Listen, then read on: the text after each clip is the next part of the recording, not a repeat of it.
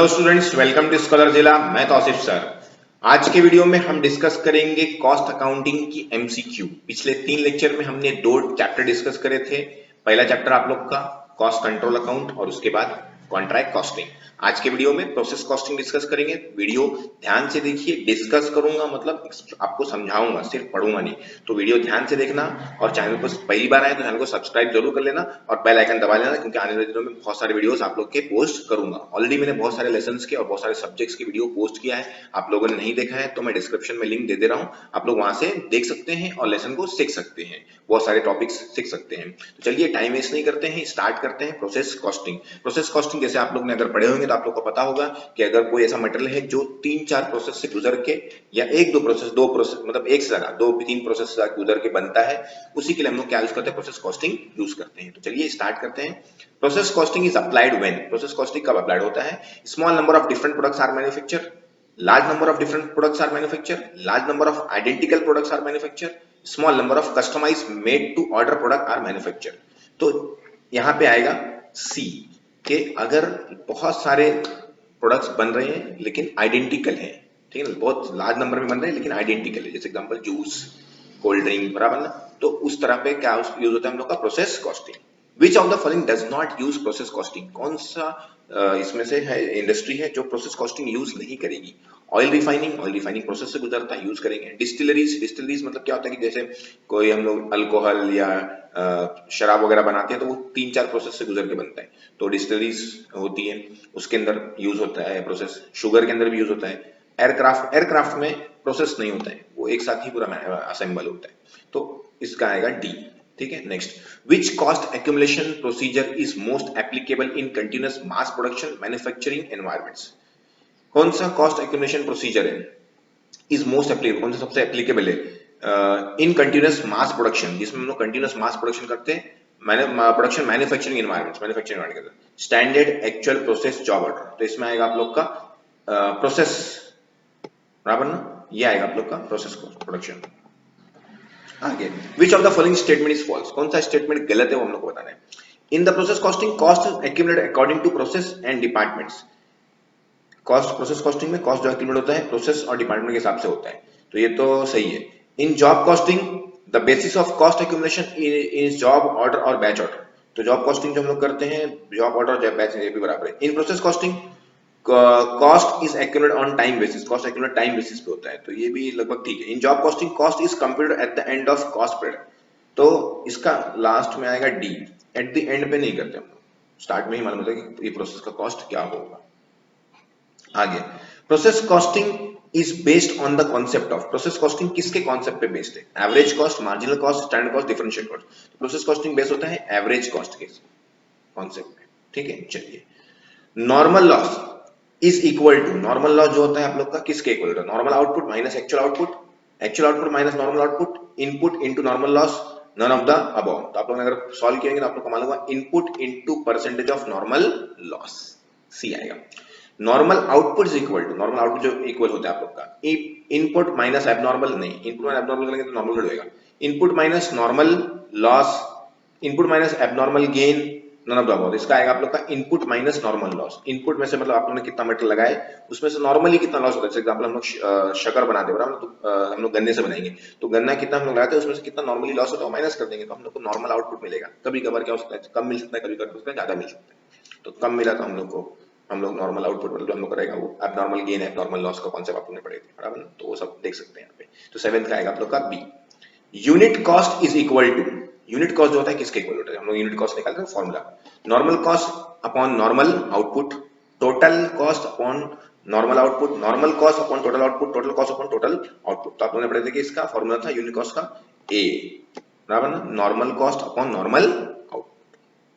आगे आते हैं, abnormal loss is equal to, abnormal loss जो होता है आप लोग का इक्वल होता है, आप लोगों ने पढ़े थे इनपुट माइनस एक्चुअल आउटपुट, नहीं, actual output minus normal output, normal output minus actual output, actual output minus input. तो इसका आएगा आप लोग का नॉर्मल आउटपुट, जो आप लोगों को नॉर्मल आउटपुट निकलना चाहिए, उसमें से एक्चुअल आउटपुट क्या कर देंगे, माइनस करेंगे, तो आप लोगों को क्या मिल जाएगा, एबनॉर्मल लॉस मिल जाएगा। मतलब नॉर्मली आप लोग समझो एग्जांपल, आपने 100 किलो गन्ना डाले तो आपको 50 किलो 60 किलो शक्कर बन के निकलती है, बराबर ना, तो ये आप लोग का नॉर्मल है। अगर आप लोग का एक्चुअल 50 निकला समझो 55 निकला, तो आप लोग को क्या हो गया, लॉस हो गया ना, बराबर ना, क्योंकि आप लोग को 60 निकलना चाहिए। नॉर्मली आप लोग को शक्कर कितना मिला, सिर्फ 55 केजी मिला, तो मतलब 5 किलो का क्या हो गया आप लोग का एबनॉर्मल लॉस। तो ऐसे हम लोग निकाले ना। एबनॉर्मल गेन वैसे ही रहेगा same, normal output minus actual output, लेकिन उल्टा रहेगा ना, बराबर है, क्योंकि इसमें नॉर्मल आउटपुट क्या रहेगा, एक्चुअल आउटपुट ज्यादा रहेगा, नॉर्मल आउटपुट क्या रहेगा, कम रहेगा। तो इसका 10th का आप लोग का क्या आएगा, ए। चलिए आगे आते हैं। Process cost is very much applicable in, process cost किस में ज्यादा एप्लीकेबल होता है, मतलब वेरी मच मतलब सबसे ज्यादा किस में एप्लीकेबल होगा, ऐसा वो पूछ रहे हैं। कंस्ट्रक्शन इंडस्ट्री में नहीं, कंस्ट्रक्शन में तो हम लोग को contract, pharmaceutical industry, airline industry, none of the above, तो किसमें यूज होगा, फार्मास्यूटिकल इंडस्ट्रीज में होगा, बराबर है। चलिए आगे 12th, in process costing each producing department is, जो आप लोग का प्रोसेस कॉस्टिंग में हर प्रोड्यूसिंग डिपार्टमेंट को हम लोग क्या बोलते हैं, ये हम लोग को बताना है, बराबर ना।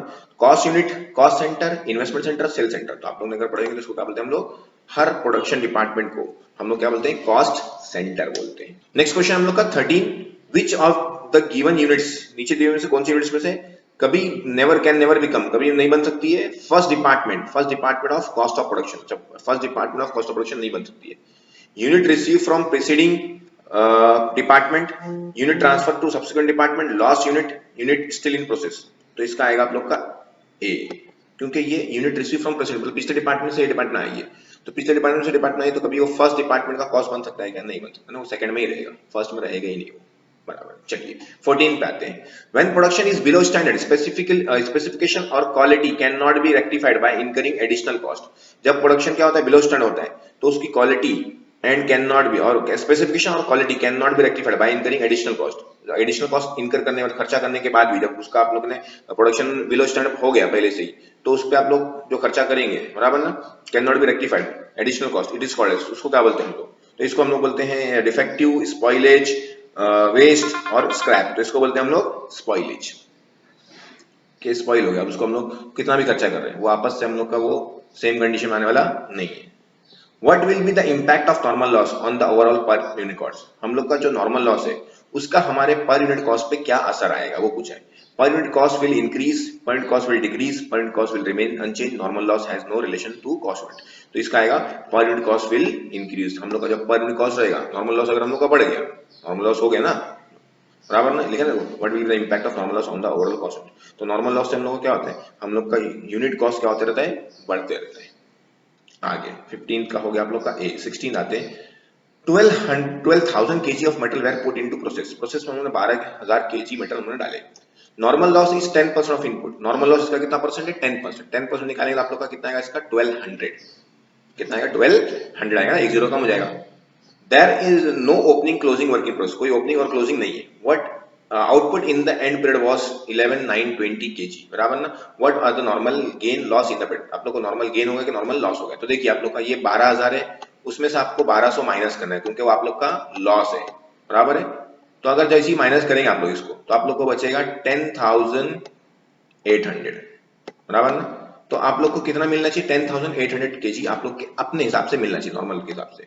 मिला कितना आप लोग को, 10,920, बराबर ना। तो आप लोग ने फॉर्मूला पढ़े थे अभी, बराबर ना, क्या फॉर्मूला था कि आप लोग का अगर समझो एक्चुअल आप लोग का जो ये है क्या बोलते हैं, ये actual normal output, actual output कितना है आप लोग का 10,920, और ये कितना है, आपको मिलना कितना चाहिए था 10,800, आप लोग को मिला कितना 10,920, मतलब ज्यादा मिला ना आप लोग को, तो ज्यादा मिला तो आप लोग क्या बोलेंगे उसको, एबनॉर्मल गेन। तो आप लोग का इसका आंसर आएगा 16 का आप लोग का ए, एबनॉर्मल गेन कितना हो गया, दोनों का डिफरेंस देख लो 120। कैसे निकाला मैंने, 12,000 kg मेटल आपने लगाए, उसमें से 10% लॉस होगा, आप लोग ने माइनस कर लिए, कितना आ गया 10,800, मतलब नॉर्मल जो है आप लोग को नॉर्मल कंडीशन में 10,800 आउटपुट मिलना चाहिए, बराबर ना, केजी का। लेकिन आप लोग को मिला कितना, देखो आप लिखा ना output at the end of 10,920, बराबर ना, तो मतलब आप लोग को 10,800 मिलना चाहिए था नॉर्मली, मिला कितना 10,920, मतलब ज्यादा मिला ना, तो कितना ज्यादा मिला 120 ज्यादा मिला, तो एबनॉर्मल, तो ये आप लोग का आ गया 120। चलिए अगला क्वेश्चन देखते हैं क्या लिखा है, देखिए waste of raw material during manufacturing process is 20% of input quantity, 20% input quantity का वेस्ट होता है। What input quantity of raw material is required per kg, per kg का मतलब होता है 1 केजी, 1 केजी आउटपुट के लिए हम लोग को कितना मटेरियल लगेगा, इनपुट लगाना पड़ेगा, वो पूछ रहा है, बराबर ना। What input of quantity, input quantity of material, raw material is required per KG of output. अगर हम लोग को 1 केजी आउटपुट चाहिए, तो अभी आप लोगों ने क्या पढ़े कि अगर हम लोग रॉ मटेरियल लगाएंगे तो उसमें से 20% क्या होता है लॉस हुआ था, देखो ना वेस्टेज हुआ था। तो इसका मतलब हम लोग का जो मेन इनपुट होता है वो कितना होता है 100 होता है, उसमें से 20% माइनस कर देंगे तो कितना बचेगा 80। तो मतलब ये जो आउटपुट है बराबर ना, आउटपुट कितना है 80%। कैसे मालूम पड़ा, इनपुट 100 होता है उसमें से 20% लॉस होता है ना। तो सिंपल सी बात है, इनपुट मतलब मैंने कितना मेटल लगाया उसमें से जो लॉस हुआ है, जैसे गन्ना मैंने लगाया, गन्ने का जूस निकालता हूँ तो 1 किलो अगर मैं गन्ना डालता हूँ तो जरूरी नहीं कि 1 किलो मेरे को क्या बोलते हैं शरबत मिलेगा, मुझे आधा लीटर मिल सकता है, 600 ml मिल सकता है, 700 ml मिल सकता है। तो ऐसा होता है ना। तो लॉस माइनस कर देंगे तो क्या बचता है हम लोग को आउटपुट मिलता है। तो मतलब ये आउटपुट हम लोग को कितना चाहिए 1 kg चाहिए, वो माइनस कितना होके बचा है 100 में से 20 माइनस होके कितना बचा है 80 बच गया बराबर ना। हम लोग का जो इनपुट था उसको क्या ले लेंगे हम लोग 100 ले लेंगे, तो यहाँ पे 100 लिखते हैं बराबर ना। अब क्या कर लेंगे cross multiplication, 1 multiply by 100 divide by 80। तो x की वैल्यू मिल जाएगी, x की वैल्यू मतलब हम लोग को कितना इनपुट है वो मिल जाएगा बराबर ना। 1 किलो जो है, एक जो 1 kg आउटपुट है वो कितना है 80% है, हम लोग को 100% कितना होता है वो पता करना है। तो क्रॉस मल्टीप्लिकेशन में 1 मल्टीप्लाई बाय 100 डिवाइड बाय 80 तो कितना आ जाएगा 1.25। कैलकुलेटर आप लोग यूज कर सकते हैं बराबर है। उसके बाद देखिए नेक्स्ट क्या है हम लोग का, नेक्स्ट क्वेश्चन दिया हम लोग को 400 liters of chemical were manufactured in a period। हम लोगों ने क्या करे 400 लीटर केमिकल हम लोगों ने मैन्युफैक्चर करते हैं एक टाइम में बराबर ना। There is a normal loss of 25% of the material input into the process. हम लोग का कितना 25% क्या होता है नॉर्मल लॉस होता है, और एबनॉर्मल लॉस कितना होता है 5% ऑफ मटेरियल इनपुट। दोनों इनपुट पे ही दिया हुआ है तो टेंशन ही नहीं है, दोनों इनपुट पे दिया बराबर है। How many litres material to be the nearest litre were input, nearest litre मतलब उसके नजदीक ही निकालो, input into the process in the period बराबर ना। तो कितना हम लोग को इनपुट करना पड़ेगा, आउटपुट हम लोग को दिया हुआ अभी हम लोग ने पढ़े थे कि इनपुट कितना रहता है हम लोग का 100 बराबर ना। उसमें से वेस्ट हम लोग माइनस करते तो क्या मिलता है हम लोग को आउटपुट मिलता है। तो वेस्ट कितना हम लोग को देखो 5% और 25% मतलब कितना परसेंट है 30%। मतलब जो आउटपुट है हम लोग का कितना परसेंट है वो 70% है बराबर ना। आउटपुट हम लोग का कितना परसेंट है 70% है।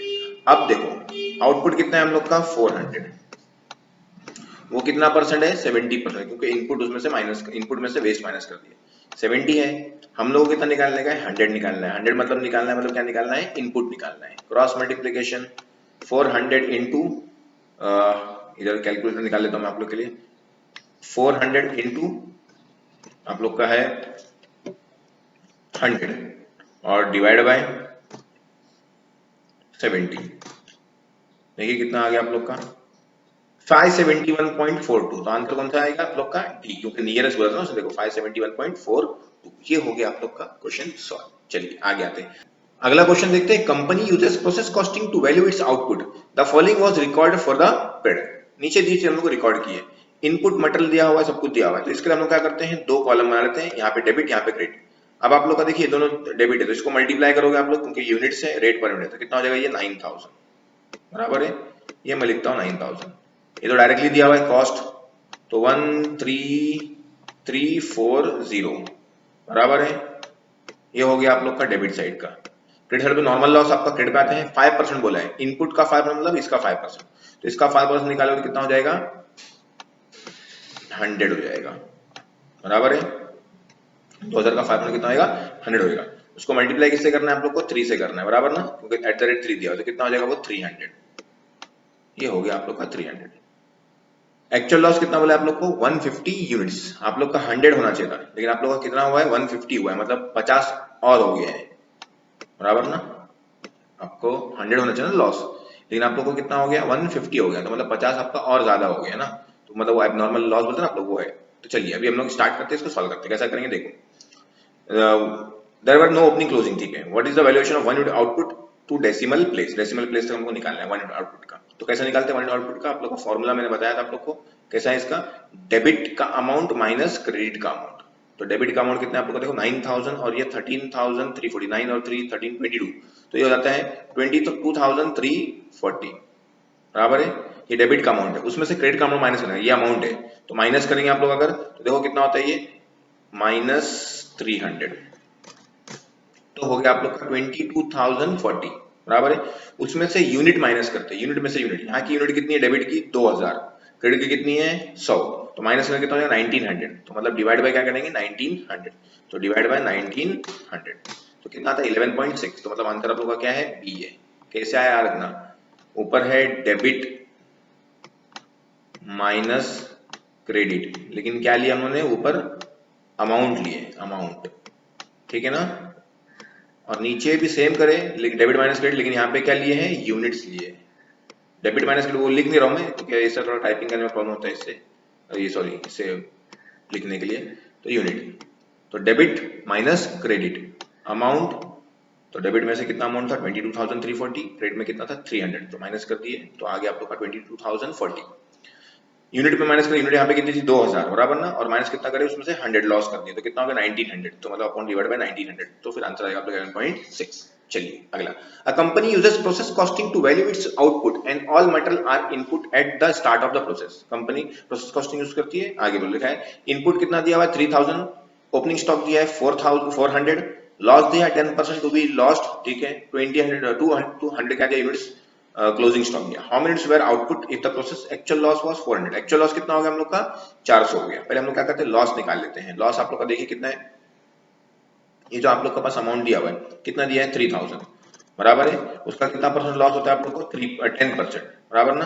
तो 10% अगर आप लोग लॉस निकालोगे परसेंटेज दबा के, तो देखिए कितना आता है आप लोग का 300 बराबर ना। तो 300 आप लोग का लॉस है, लेकिन एक्चुअल में कितना लॉस हो गया आप लोग का 400, तो आप लोग लॉस कितना समझिए 400 समझ के रखिए बराबर है। चलिए अभी सॉल्व करते हैं हम लोग। इनपुट कितना दिया हुआ है 3000, तो ये 3000 प्लस 400 क्या है आप लोग का ओपनिंग स्टॉक, तो ओपनिंग क्या होता है उसमें प्लस होता है, तो ये प्लस कर लिया मैंने बराबर है।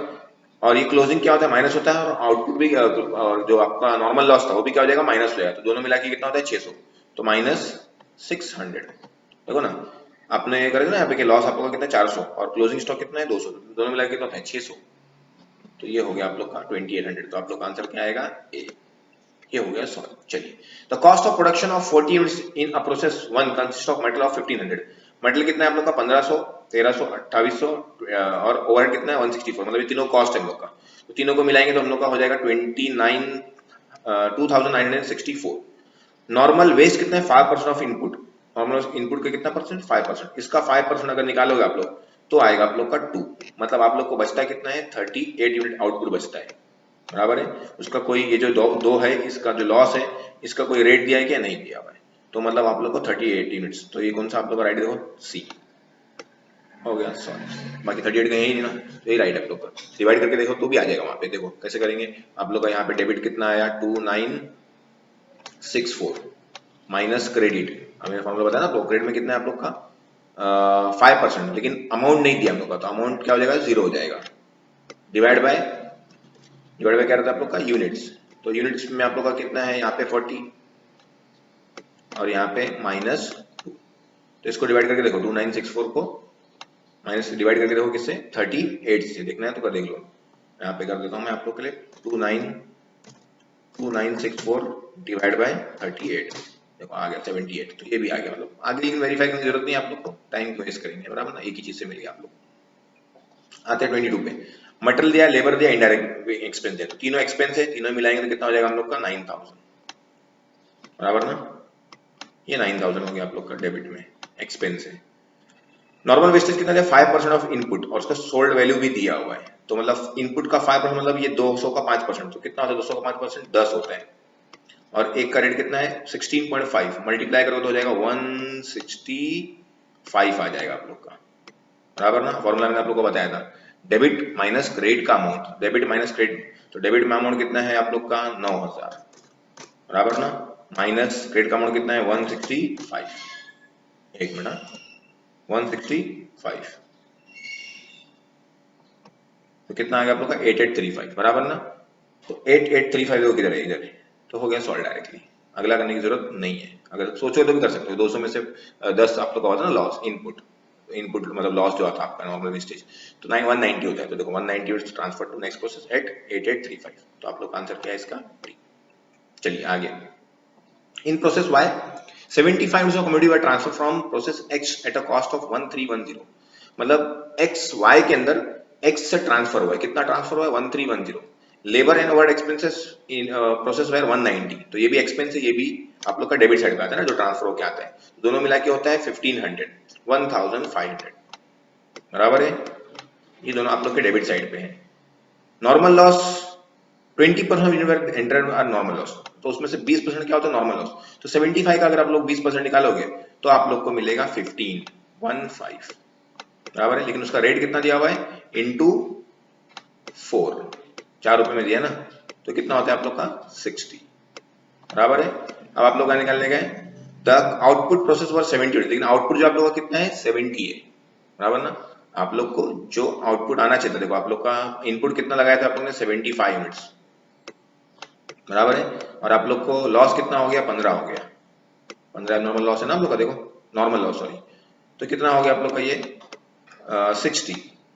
आप लोग का आउटपुट आना चाहिए आपके हिसाब से आना चाहिए 60 आना चाहिए, लेकिन उन लोग के हिसाब से कितना आ रहा है 70 आ रहा है बराबर ना। तो हम लोग को क्या पता चलेगा कि आपके हिसाब से 60 मतलब आपका कैलकुलेशन के हिसाब से, ये जो टैली करो देखो ना, यहाँ पे कितना है, यहाँ पे कितनी यूनिट्स आप लोग के 75 यूनिट्स है, और यहाँ पे कितनी यूनिट्स है 15, तो 70 माइनस 15 जाएगा तो कितना हो जाएगा 60 बचेगा, लेकिन आया कितना है 70 आया, मतलब 60 के बदले 70 ज्यादा आ गया, तो एबनॉर्मल क्या हो गया आप लोग का गेन हो गया बराबर है। एबनॉर्मल गेन हुआ तो यहाँ पे देखो एबनॉर्मल गेन कहाँ पे आता है डेबिट साइड पे आता है, तो ये 250 ये आ जाएगा आपका, ये नहीं आया क्योंकि ये क्रेडिट साइड पे दिया है, क्रेडिट साइड पे एबनॉर्मल लॉस होता है।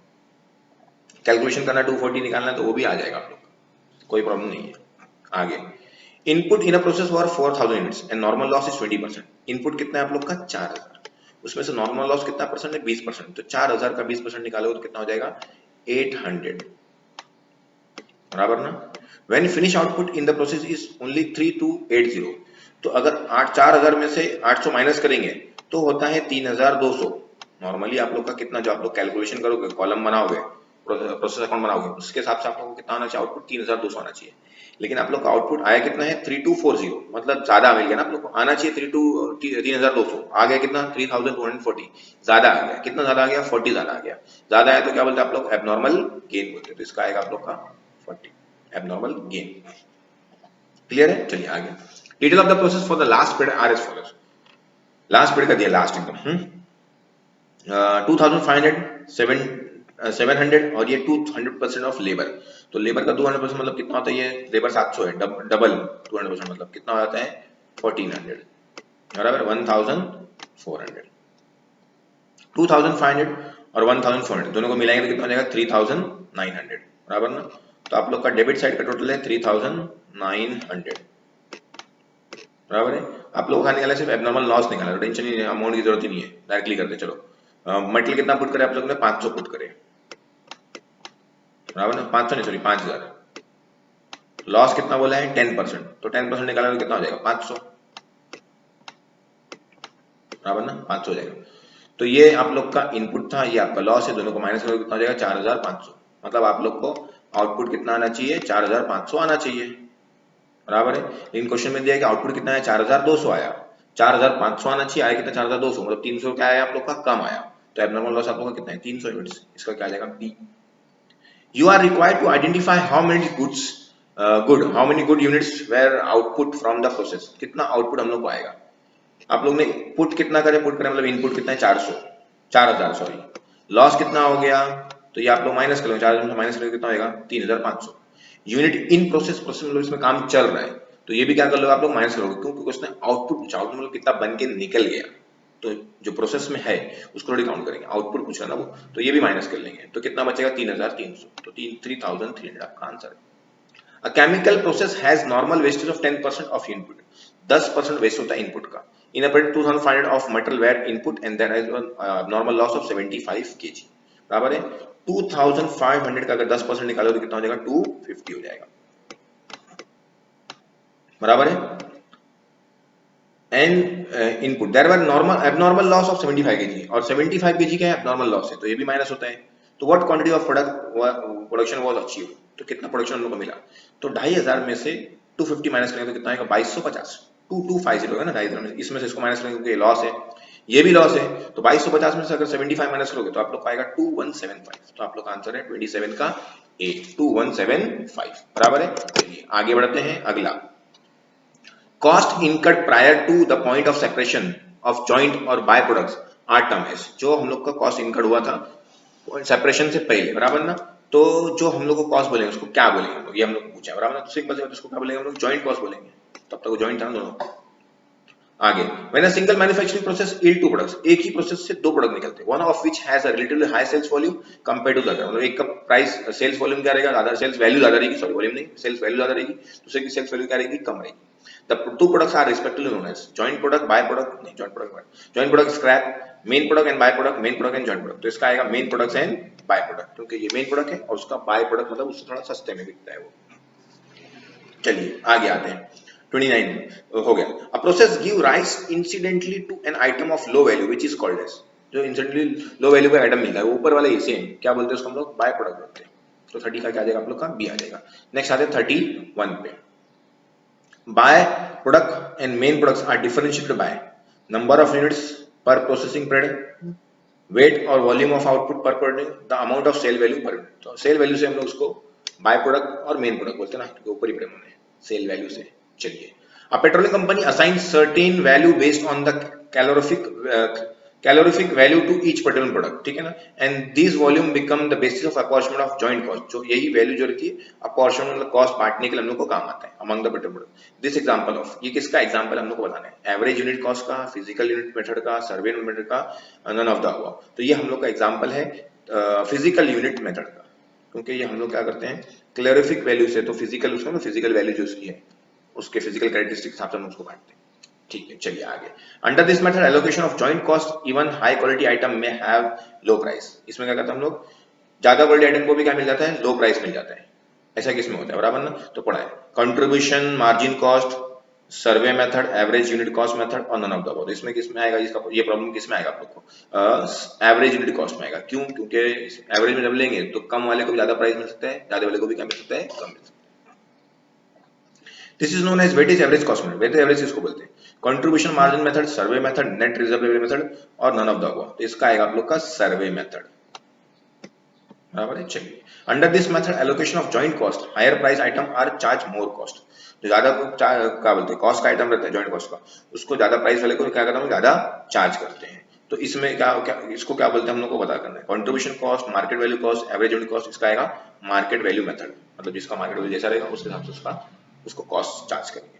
The method of allocation of joint cost is useful when the products are not saleable at a split off stage without further processing, मतलब ऐसा कौन सा कॉस्ट है, जॉइंट कॉस्ट है जो हम लोग उसको सेल नहीं, मतलब वो प्रोडक्ट को हम लोग सेल नहीं कर सकते बगैर स्प्लिट ऑफ किए हुए, मतलब दो अलग अलग पार्ट में जब तो वो स्प्लिट नहीं हो जाएगा स्टेज में, तब तो उसको हम लोग बगैर प्रोसेसिंग किए हुए सेल उसको नहीं कर सकते। तो उस टाइम पे क्या करेंगे हम लोग, कौन सा मेथड यूज करेंगे, तो यहाँ पे लिखा है market value at the point of separation, net reserve value, market value at finish stage, none of the above. तो सिंपल से जब उसको सेपरेट कर ही नहीं सकते, और ये सेपरेट करेंगे तो भी बाद में उसको क्या बोलते हैं सेपरेट हो सकता है, लेकिन सेपरेट होने से पहले उसको हम लोग क्या बोलते हैं कॉस्ट, हम लोग उसका वैल्यू नहीं, उसको बेच ही नहीं सकते, नॉट सेलेबल लिखा ना, बेच नहीं सकते। तो इसलिए फिर उसको कब उसका कॉस्ट निकालेंगे हम लोग, मार्केट वैल्यू फिनिश स्टेज पे, जब उसका फिनिश हो जाएगा वो, तब उसकी मार्केट वैल्यू क्या है वो हम लोग पता करेंगे। For the purpose of allocating joint cost to the joint products, joint cost को जॉइंट प्रोडक्ट पे क्या करने है, एलोकेट करने के लिए the sale price at a point of sale, तो सेल प्राइस है पॉइंट ऑफ सेल, मतलब जब हम लोग को बेच रहे हैं। reduce cost by complete after reduce by cost to complete after split off, जो reduce by cost है split off के बाद is assumed to be equal, ठीक है ना, उसको हम लोग क्या अज्यूम करते हैं, इक्वल अज्यूम करते हैं। तो उसको क्या लेंगे, joint cost, total cost, net sale value at split, sale price less normal profit at point of sale. तो इसका लेंगे हम लोग net sale value at split off के टाइम पे नेट सेल वैल्यू कितनी, ठीक है। आगे, joint cost are normally allocated on the basis of relative, joint cost normally हम लोग किसके बेस पे उसको बेचते हैं, अभी हमने पढ़ा जॉइंट कॉस्ट हम लोग किसके बेस पे डिस्ट्रीब्यूट करते हैं, सेल वैल्यू के हिसाब से, मार्केट वैल्यू बेचते हैं हम लोग नहीं, तो वही सेल वैल्यू। आगे, net realisable value is defined as, net realisable को कैसे डिफाइन करते हैं, sale value at split off point नहीं, sale value minus fix cost नहीं, sale value minus joint cost, sale value sale price minus cost at complete cost to complete the product. तो इसका आएगा 30 का आप लोग का डी आएगा, सेल प्राइस लेंगे उसमें से कॉस्ट प्रोडक्ट को कंप्लीट करने के लिए माइनस करेंगे तो हम लोगों को क्या मिलेगा, net realisable value. Joint cost are allocated according to sale value of individual products under, joint cost जो है हम लोग उसको क्या बोलते हैं एलोकेट करते हैं किसके हिसाब से, सेल वैल्यू के हिसाब से, हर प्रोडक्ट को कौन से मेथड के अंदर, हम लोग ऊपर पढ़े थे अभी बराबर ना। तो देखो क्या लिखा है, market value, average unit, survey method, physical method, तो इसके पढ़ेगा हम लोग मार्केट वैल्यू मेथड बराबर। Under market value method joint cost are allocated to dash of individual product, market value method के अंदर जॉइंट कॉस्ट रहते हैं, एलोकेट करते हैं according to dash of individual product. किसके हिसाब से एलोकेट करते हैं? अभी ऊपर हमने पढ़े बराबर, किसके वजह से एलोकेट करते हैं? सेल वैल्यू के हिसाब से। इसका क्या आएगा आप लोग का? Sale value. घुमा फिरा के वही चीज वापस पूछा उसने। आगे, under the average unit cost method of apportionment of joint cost. Average unit cost method की बात करें, जब हम लोग कॉस्ट को क्या करते हैं? अपॉर्शन करते हैं। तो cost per unit of each product, जो पर यूनिट कॉस्ट है वो क्या हो सकता है? एवरेज की बात करें हम लोग तो सबका क्या रहेगा? ऑलमोस्ट सेम रहेगा ना। एवरेज सबका लगभग क्या रहेगा? कॉस्ट सेम रहता है। All cost incurred beyond the split off point, split off point के बाद जितने भी खर्चे होंगे are assignable to one or more individual products are called as. एक से या एक से ज्यादा प्रोडक्ट्स हम क्या कर सकते हैं? उसको असाइन कर सकते हैं। तो ऐसे को क्या बोलते हैं? By product, joint cost, main cost, separable cost. तो इसका आएगा आप लोग का डी, सेपरेबल कॉस्ट। ठीक है, इसको कॉस्ट को हम क्या कर सकते हैं? सेपरेट कर सकते हैं, क्योंकि स्प्लिट होने के बाद कॉस्ट आया ना। सिंपल सबको अलग अलग हम लोग बता सकते हैं। चलिए लास्ट दो। The product A B C are obtain from a process, the following detail are provided. ABC product obtain होता है, हम लोग को नीचे दी हुई डिटेल बताया है। सेलिंग प्राइस, सेल्स दिया है, सेलिंग प्राइस दिया हुआ है, जॉइंट कॉस्ट दिया हुआ है। ठीक है, the amount of joint cost, तो जॉइंट कॉस्ट कितना है आप लोग का? 90,000।